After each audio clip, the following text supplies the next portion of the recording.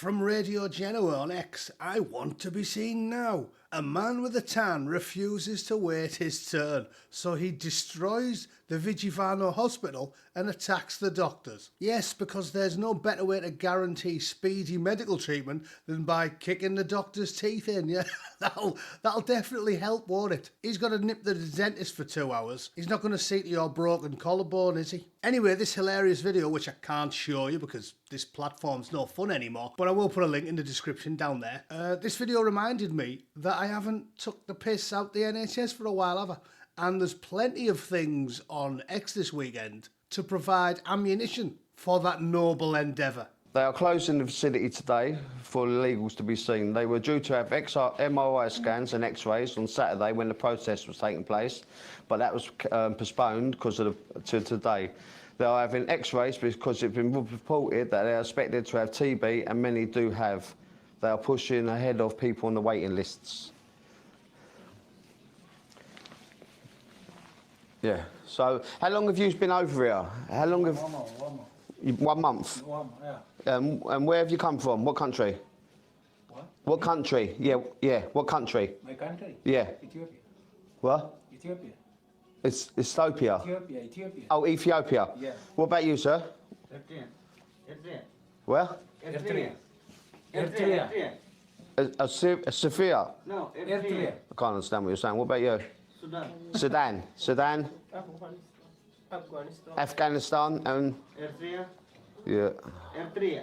I can't. What's it? Eritrea. Can you say it? Near of Ethiopia. Ethiopia? Yeah, Yeah. near Ethiopia. Yeah. Now, the bloke doing the questioning, to be fair, his geography's not very good.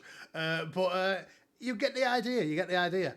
Afghanistan, Sudan, Ethiopia and Eritrea, they're the people that are jumping ahead of you in the queue to get NHS treatment, which, if you don't know, might be causing a little bit of an issue with waiting lists, might it? Yeah, like you might have been on one for a while, but you can't go and get your op done because there's 4 hairy-ass blokes from 4 different countries that have got less than naught to do with you or me. So yeah, I'll put a link down to the full video. You can watch that as well. And then now we'll wrap up with the creme de la creme. This is the best story I saw this weekend because it aptly demonstrates that even if you do manage to get treated, might not go as well as you're expecting. From the Telegraph, male migrant borrowed woman's identity to pose as NHS worker. Lucius Njuku, a dependent on his wife's work visa, worked a series of A&E shifts under a woman's name. Yep. Worked a series of shifts, so even if you do manage to get in for your heart operation, the bloke wielding the scalpel might have less qualifications than your average lollipop man.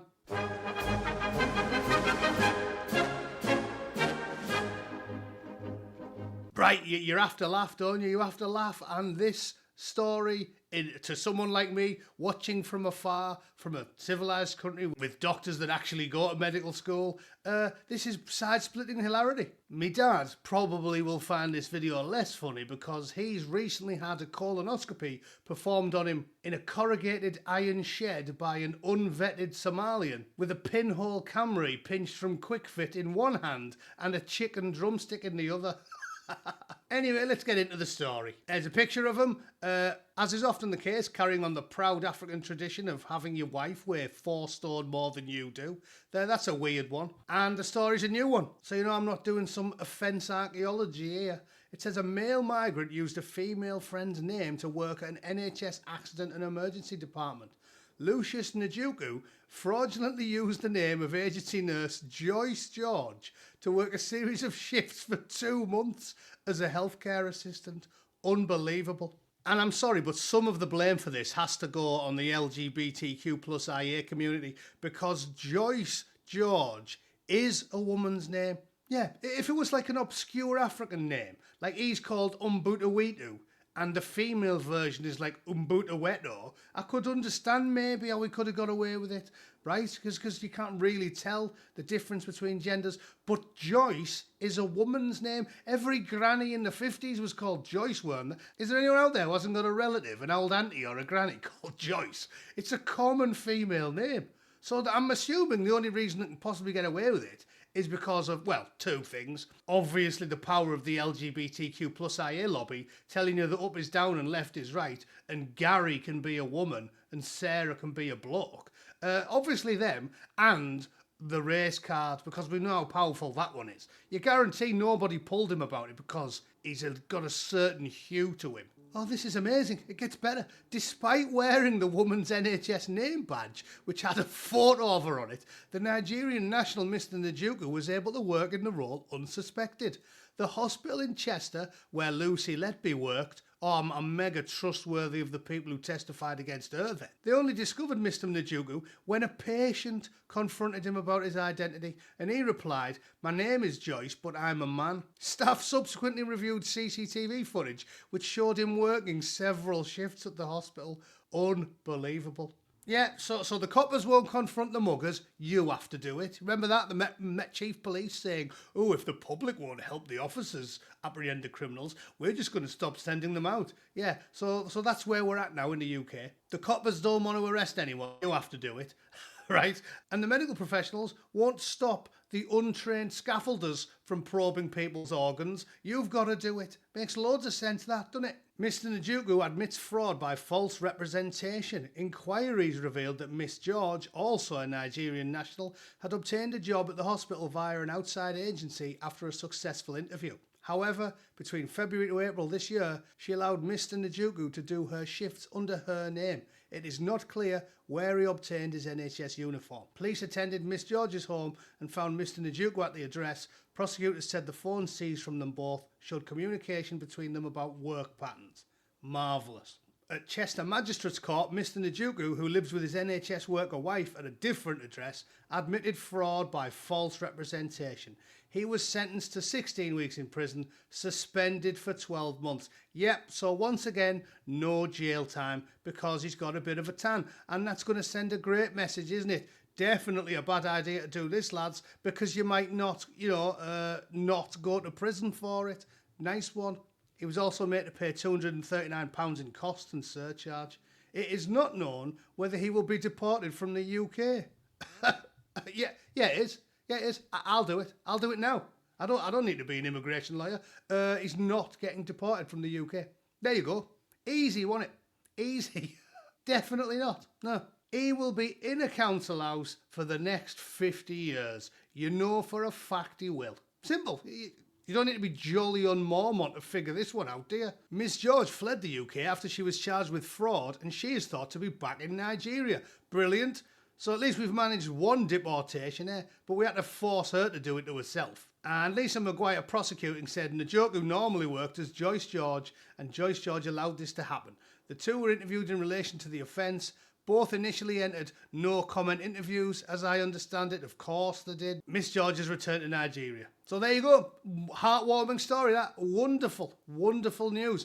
Not only are you in a queue for 3 years behind a massive gang of foreign men, when you do get served, you may be getting your organs goaded with a sharp stick by a man that's less qualified to do it than a bloke who works as a window cleaner. So, great news, that, isn't it? As usual, I'm going to assume that racism plays a role in this, right? Because, people will not say anything. That's why he got away with it for months until a member of public said something, because we know how this one goes. The Manchester bombing proved this one. You remember this story, don't you? Manchester Arena inquiry. Security did not approach the bomber over racism fears. Yeah, of course they didn't. So it's all linked, isn't it? They didn't approach the big, heavily sweating Libyan with a hissing backpack because they didn't want to look like they were racist. So, of course, when a big, hairy-ass geezer with a name tag on and a photo of a woman on it called Joyce is marching around the hospital performing unskilled medical procedures on people,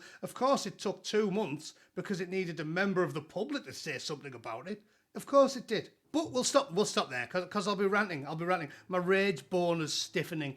At the end of the day, the point of the video was to try and bring you back from the brink and inform you, if you're watching this, that you have been brainwashed by the state. The British government and the media class look for like some obscure out there story from America with some bloke who apparently got charged a lot for his treatment. that may or may not be true. And they push that as the norm, so you guys think you're actually going to get charged £300,000 when you go to the hospital. But what really happens is, in my case, your health insurance is totally covered because your work pay for it. It's free.